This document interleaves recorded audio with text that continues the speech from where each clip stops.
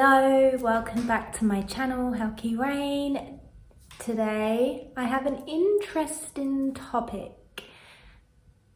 But first, grab yourself a nice hot cozy drink because we're still in February, it's still freaking cold.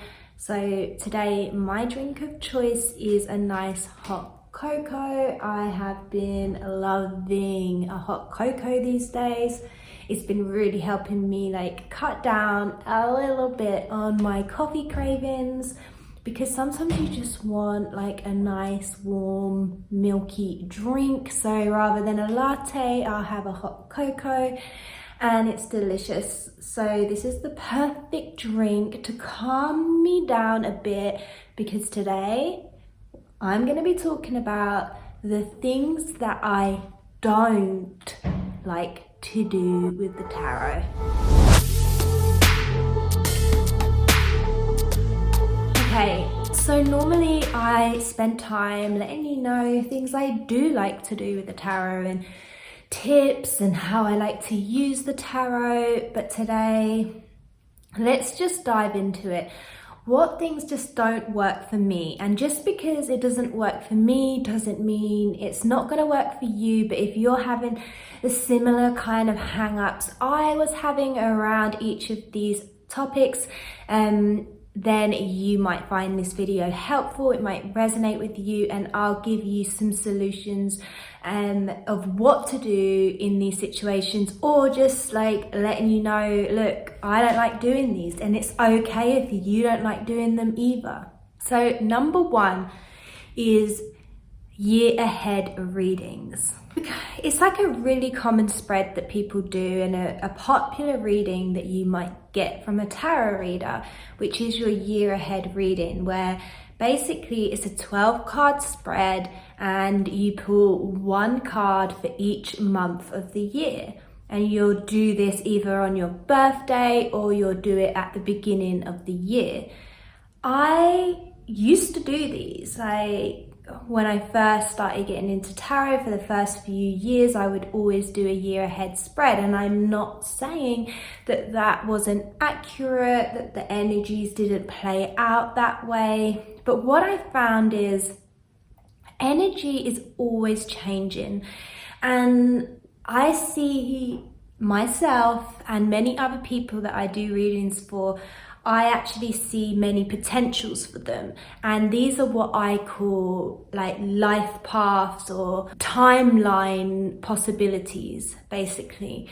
And every timeline is kind of manifested because of the type of decisions you generally make, or previous thoughts you've had or previous decisions you've made. It's very likely you're going to move towards certain possibilities, certain timelines, right? And that's why these year ahead readings, generally work out, because most of our energy is pretty predictable in that sense, because we're able to tap into the most likely outcome, the most likely timeline. But the thing is, what I found with these is it felt very restricting, and it felt like I was more basically likely to have that said timeline that came up in my year ahead reading. And I'm someone who likes to be open to a lot of change. I'm a life path 5, and I like the idea of being able to jump on a completely different timeline, not necessarily a predicted one. And also, sometimes you'll pick quite negative cards for the month. And what I've noticed with myself, people I've done readings for, friends who do readings, is they'll do a year ahead reading, and I've had this same issue, and it's oh wow, July and September, I'm kind of dreading it, because I've got the Tower coming up, or I've got the Ten of Swords, or whatever is going to play out in that month because of the year ahead reading you've done. And This I don't feel like is very helpful, really, because you're kind of with holding that fear within you around it, or that concern, then you are sort of manifesting that for you. You're manifesting issues that haven't even manifested yet. So how about you worry about that stuff when it comes up? And that is how like my readings have changed a lot since I used to do readings like the year ahead reading, where it's much less about predictions, but it's like, okay, these are likely going to be the energies, and what can I do now to change them? Even if you want to do one as far ahead as the whole year, I would suggest that instead, you know, you're pulling a card to be a teacher. So it's like, okay, every card that you pull for the year, it's like, okay, what will I be learning this month? What will be my teaching? What card, what energy is going to be my teacher for that year, rather than what card is going to predict the energy of that month and I have to like put up with it, whatever, you know? So overall, the year ahead reading, I don't do anymore. I just don't feel like it's helpful for me personally. I don't offer to do them for other people either. Yeah, I feel like you should, not you, but me, sorry. But I prefer to work with current energy. So it's like, okay, this is going on. What advice can I get around this current situation? You know, I want to like step into a certain energy. What advice can I get around doing that, rather than what is going to happen? And I feel like that takes my own power away. And even the way I like to do my readings for clients and other people is I'm trying to give the power to the client. I'm trying to give them all the advice they need to get through said situation and to get the results that they want to achieve. So number 2 of things that I don't like to do with the tarot is quite similar to number 1 with the year ahead spread. This is the card of the day, but at the beginning of the day. I don't like to do cards of the day at the beginning of the day, and for a while I was doing 3 cards because I felt like 3 cards was better than 1 card, which is true, but I also let that fall off because I still didn't like doing a card at the beginning of the day, because similar to the year ahead spread is I felt like it was kind of subconsciously manipulating the rest of my day. So even if it's a positive card, negative card, whatever it is you're sort of looking around for that energy to show up, and you're sort of like making stuff go that way. In a sense, you're making it show up for you. And what I've prefer to do now, if I feel called to, is to pull a card at the end of the day, or a few cards at the end of the day, to work out the energies of the day. And this really helps me not only get like clearer insights on what played out that day than it would if I pulled it in the beginning of the day, but it also helps me really improve on my knowledge of the cards. Like, okay, this card showed up, okay, like how did that card show up in my day today? And then I'm able to really sort of see this card in a whole new light, with like adding more personal meanings and layers onto what it is I know about that card, rather than pulling it at the beginning of the day, seeing what I already know and understand about that card, and then allowing that to manipulate the energy of my day. But I totally understand, like, pulling a card of the day works for a lot of people, and yeah, maybe I'm overthinking it, but really that's just something I've come to the point of realizing I don't like to do.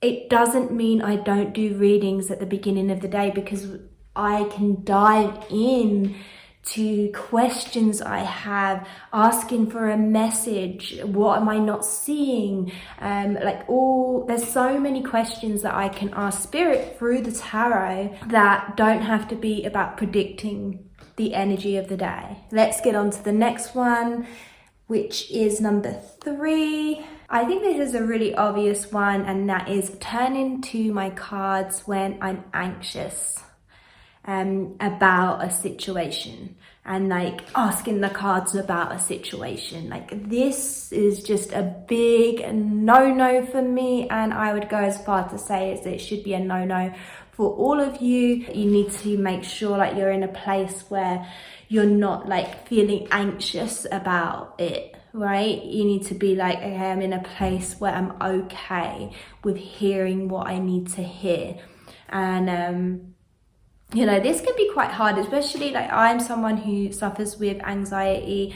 I think many people do, and it can be a hard thing to not just like want to turn to the cards. But what can happen is that kind of energy can like manifest into the cards, and then a bad reading could just make you spiral even more. The odds are against me. I don't think I can do this. The deck, it senses my doubt. Don't lose focus, Yugi. Don't lose faith. Concentrate. It's just not a healthy way to be when it comes to reading with the cards. You really want to be in a grounded, solid place. And when you're anxious, you're definitely not grounded, and you definitely don't feel solid. I think when you feel like that, when I feel like that, I actually feel like it's great to pull from a gentle oracle deck.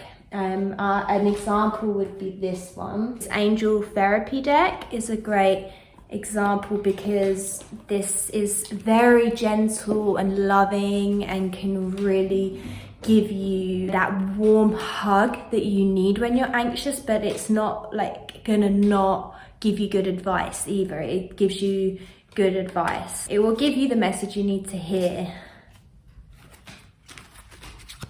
Release. It's got all the chakra cards, so it could let you know like what chakra is needing healing right now. This could be a past life issue. Yeah, so I always feel like this deck helps me in those situations, sort of really allows me to sit down with the emotion that I'm feeling, why I'm anxious, and then get some advice on it. But it's like with that loving, gentle energy, because I do find like in the best way possible why we all use tarot for divination, why we use it for readings, is because it's really to the point. It's not gonna like wrap you up in cotton wool for your message, it's just like clear, constructive, says it how it is, right? So a good, warm, gentle oracle would be way better to grab in those situations. Okay, so number 4 of things that I don't like to do with the tarot is pulling cards without a question. And I think this goes without saying. I think most of us who have been reading tarot long enough know it's no good really pulling tarot cards without a question. Man, I used to do it so much at the beginning. I just wanted to be with the cards, and it's just like, oh, here's a spread, just like chuck some cards out, or even just pulling cards in general. And that kind of goes with like the card of the day and, the year ahead spread. There's not really a good question there for you to get a really clear and actually helpful reading. So if you want clear, concise answers, then ask a clear, concise question. And I find that is just a game changer. If you're not doing that already, it is a game changer. So for example, if you're gonna ask what is going to happen in this situation, right? I would think about how could you put more detail into that question. For example, what is going to happen if I do this, or what is going to happen if I don't act? And I also did a video really recently about how to make decisions with the tarot, which I'll put up in the iCard now. And that is, you're sort of laying out, if I do A, B, or C. So you've got like a plan of like, you could go this way, this way, this way. With your plans, with your actions, with that wand energy, you know, that moving forward with an action step. Then I'll get this result, this result, this result, and putting cards for each result. And even with something like what is going to happen, it's like, okay, well, what is going to happen if this is the result? What is going to happen if that is the result? And pulling a card for each option. Just really, like, as much as you can narrow down your question, as much as you can sort of pull it into different compartments, basically. Because what is going to happen is really broad, you know, even if it's like, okay, what is going to happen in this situation? What is going to happen with work? Still, that's a bit broad. Even if it's like, what is going to happen with this job interview? Well, okay, how about what can I do to encourage the results that I want from this job interview?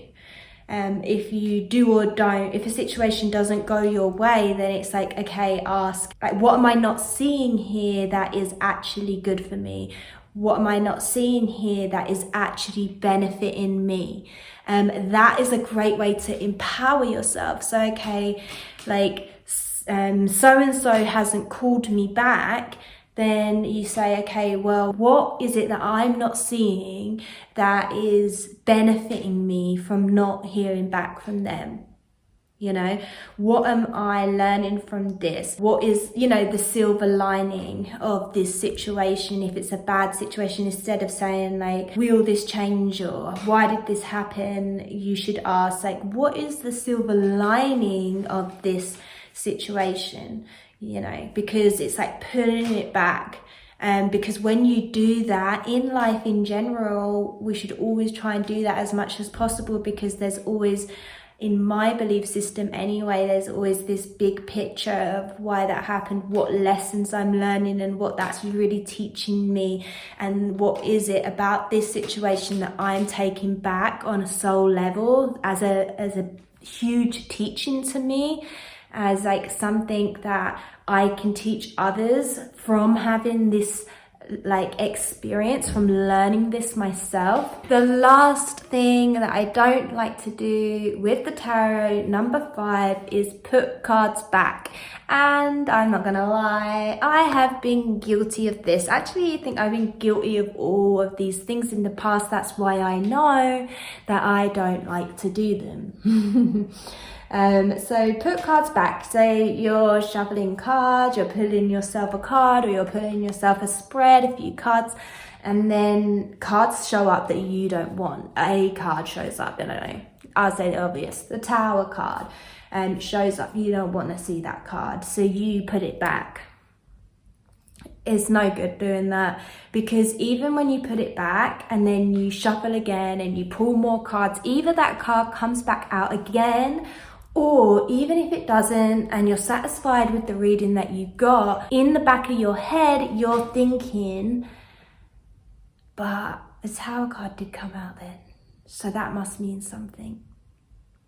It's like you're just in denial. You won't forget about it. It will still be in your head. It will still sort of irk you, and you would have never completed that reading so that you could actually learn from like why this card showed up, pulling clarifiers on it, feeling better about it, empowering yourself again. Because my goal with any reading is to always come out of the reading feeling empowered. And if you don't, then I don't feel like that's how I personally anyway like to use tarot. I don't believe tarot is meant to make us feel powerless. at all. I really think it's a tool for us to help us feel connected with our higher selves, with spirit, and basically the subconscious energy, so that we can then move forward from this moment feeling empowered. If I feel the urge to put a card back, then I put the card back, but I also put the whole deck away, and I don't do a reading. And yeah, that can still stay in your head, right? Like I said before, you're thinking, oh my God, that card showed up and I didn't finish that reading. But the point is that you started to get in an ungrounded state when you got that urge to put the card back, right?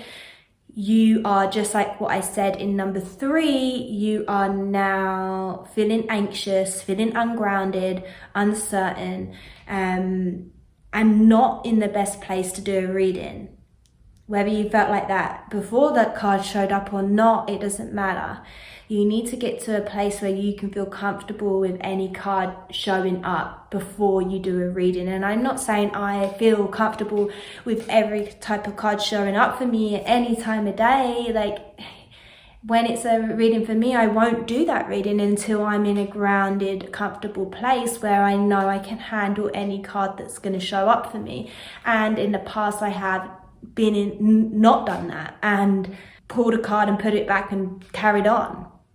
It just doesn't work for me. If I'm going to put the card back, then I put the whole deck away and I wait until a later date when I'm feeling better. And if the card shows up again, I'm hopefully in a better state where I can handle seeing that card. And a good tip for that, if you get the urge to put it back, but you're like, no, I'm just going to breathe for a minute, do a bit of breath work, meditate for a moment, and then continue with this spread. Because I always think you should be grounded when you're doing any type of reading. Go back to your cards and that card that's still out that you wanted to put back but you didn't, and then pull clarifiers on it. It helps so much, trust me. Just ask, okay, this energy, I'm not understanding why this card has shown up right now. Can I have a clarifier for that card? Like, where is this energy showing up? For example, you could ask, pull a card. What is this energy teaching me? Clarify, pull a card. You know, thinking of more questions to clarify that card for you, you know, and you'll see its place in the spread already. It doesn't mean that you can't pull clarifiers because you're already doing a spread with so many cards.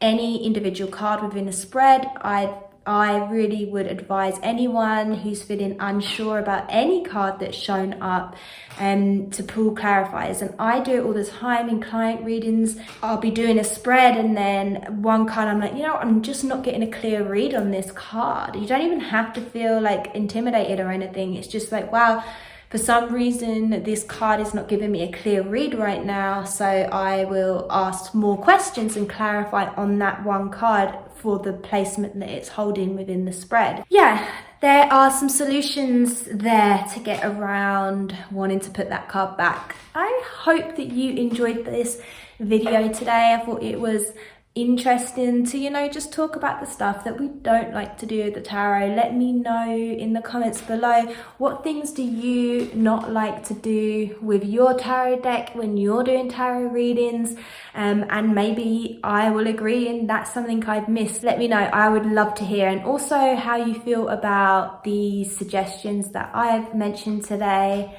Thanks again for watching. Please remember to like and subscribe, leave a comment. I love to hear from you, and hopefully I will see you in the next one. Bye.